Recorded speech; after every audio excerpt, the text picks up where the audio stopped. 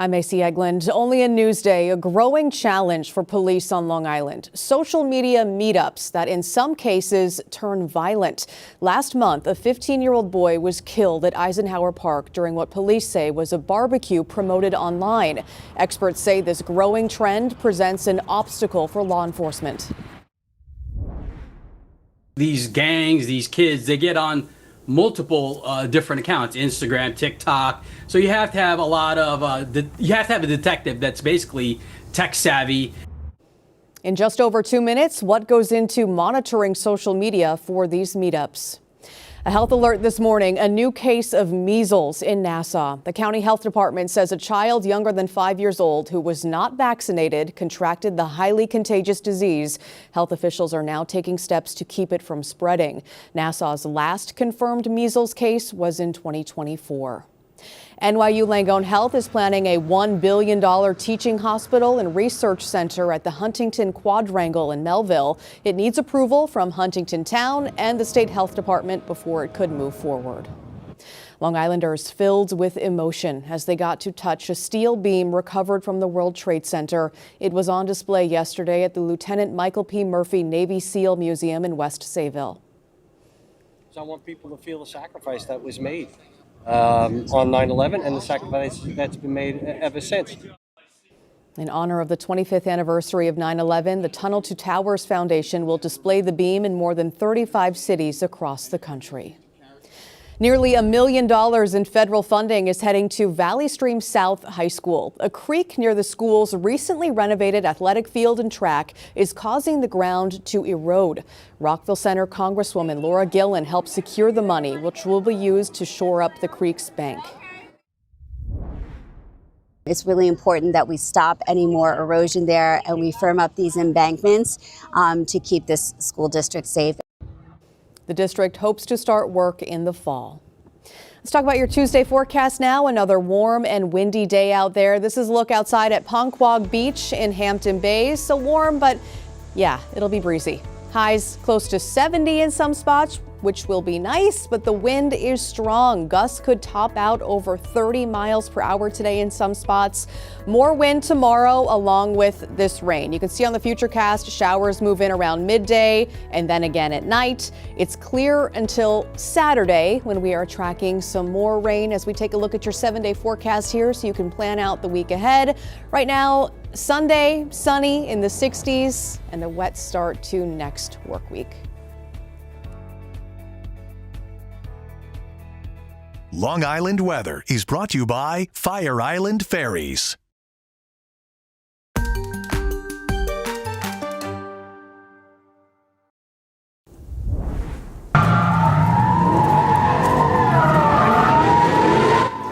Authorities say a rise in social media meetups is creating challenges for law enforcement. Huge teen gatherings across Long Island have ended when police show up.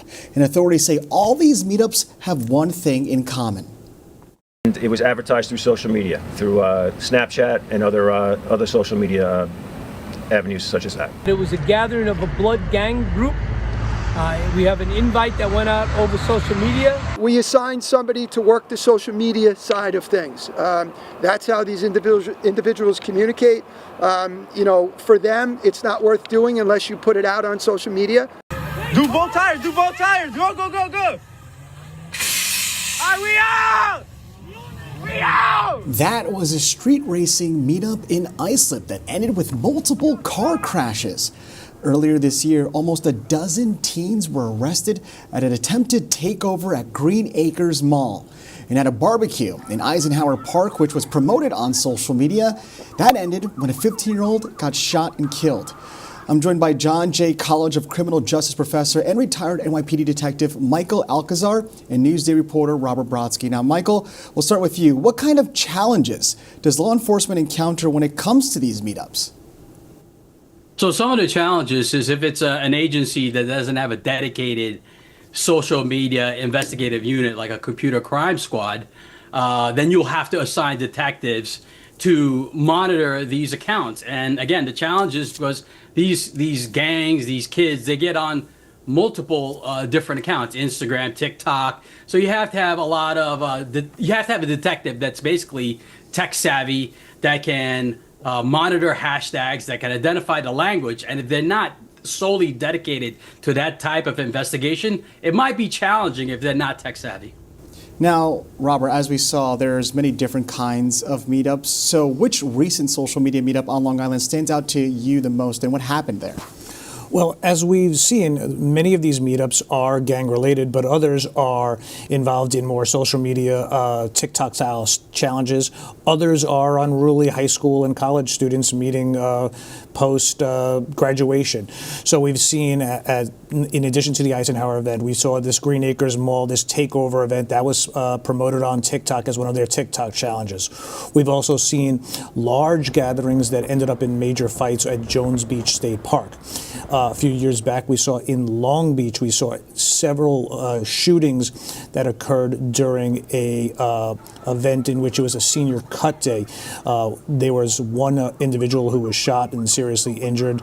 Several people were arrested in that incident. Now, Michael, what goes into monitoring social media for these meetups? What happens behind the scenes? So investigators have to identify patterns.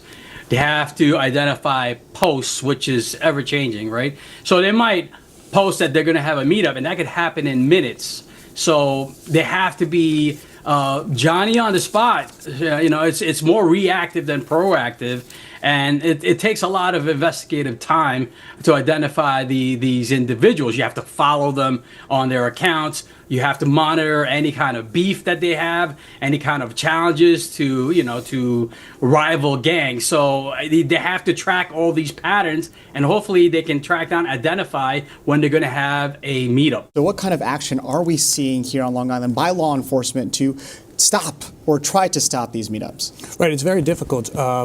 Both Nassau and Suffolk Police Departments and their respective district attorneys' offices told me that their officials do monitor social media, trying to stay one step ahead of many of these events.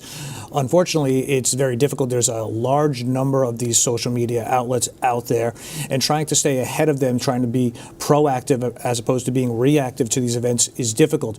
They say they monitor these social media posts, advertisements, parties, vehicle meetups, any of these kind of similar events, barbecues.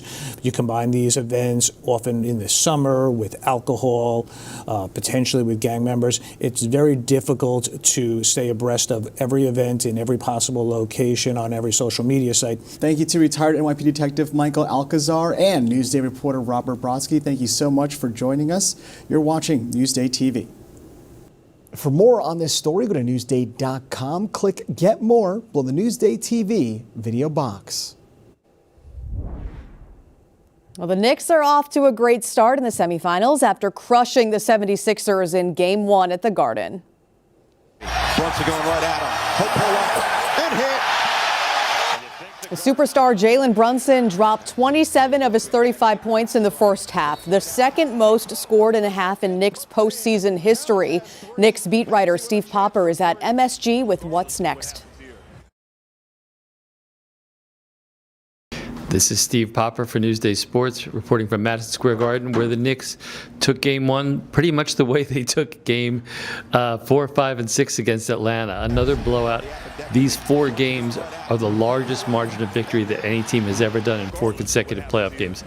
And what they did was, again, just a end-to-end demolition. Garbage time started by, I guess, the end of the third quarter. Jalen Brunson got them started, but really it was everyone that played today just seemed to be clicking. Some of it may be the Sixers just coming off an emotional Game 7 win against the Celtics. To get to this point, they're clearly a better team than what they showed tonight. But the Knicks, again, just pieced together offense, defense, everything working in sync.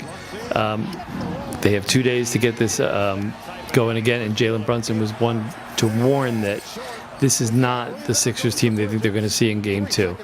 You got to take this game with a grain of salt and just kind of move forward. And I don't think we're going to see that team that we saw in Game 1 and Game 2. They're going to be ready to go. Sixers, by the way, lost this way to Boston in Game 1, came back and won the series. So I think the Knicks are kind of using that as sort of a basis for not taking too much out of this first game and realizing they've still got a series to get through here. Karl Anthony Towns also added at the end that this was great, but unless we get 3 more, it doesn't mean anything. So I think they've got the right attitude going forward, and we'll see Wednesday night at Madison Square Garden when they have game 2. This is Steve Popper for Newsday Sports. You can read more about the Knicks and Steve Popper's analysis on Newsday.com. Click Get More below the Newsday TV video box.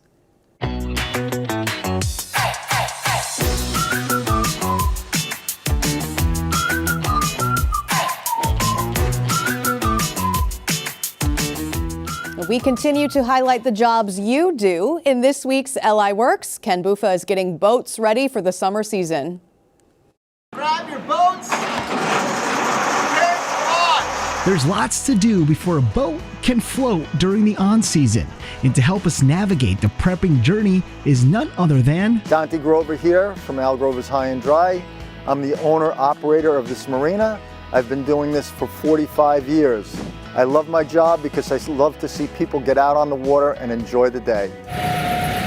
While seeing boats get moved around like children's toys, Grover says each one of the 500 stored here have to go through multiple processes. You're gonna unwrap, take shrink wrap off of boats. We may have you bottom paint the boats, replace zincs, get a coat of wax on the boat. And with each process, there's a job to be filled and a skill to be developed. Launcher is an equipment operator. He's gonna take the boat off of the blocks, either pick it up with a forklift and a travel lift, drop it in the water, and then there'll be an operator to run that boat, start the engines, make sure that all the thermostats and pumps and everything on those motors are working. And if you want to get in on the boat launching action, Grover says no worker is a one-man crew because it takes teamwork to right the ship. Teamwork is crucial. We won't tolerate anything less than full cooperation between team members here. Whether you're working in the office, working as a mechanic, working as a bottom paint or a waxer detailer, because there's so many different people that touch that boat to get it from storage to where you're ready to use it. The job is undoubtedly hands-on, but Grover says it also takes a lot of mental toughness because the boating seasons are short and boat owners are notoriously passionate about never missing a minute. So if that boat fails or breaks down, the intensity level of that boat owner is just insane. So from Memorial Day to like the 4th of July is just untold amount of pressure on you to perform. But if you want to get the owners into the blue so they can start filling time with memories, Grover says boat launching and prepping is not quite time well wasted. You know, you build relationships. Boating is a lifestyle. It's not just a hobby. If you're doing a good job and you're appreciated, you have a sense of fulfillment. And without that, it's just a job. It's just a grind. Ken Buffa, Newsday TV. You can see more LI Work segments on Newsday.com. Click Get More below the Newsday TV video box.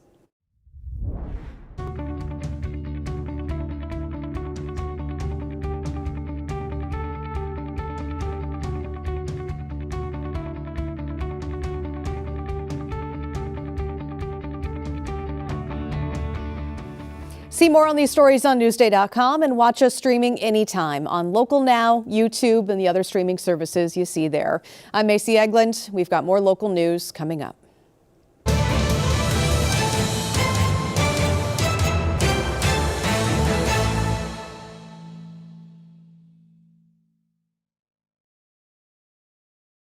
Can self-driving cars and other technological advancements reduce crashes and make Long Island safer? We just need to understand how safe it really is. Driverless cars, safer roads, now available at Newsday.com/dangerousroads.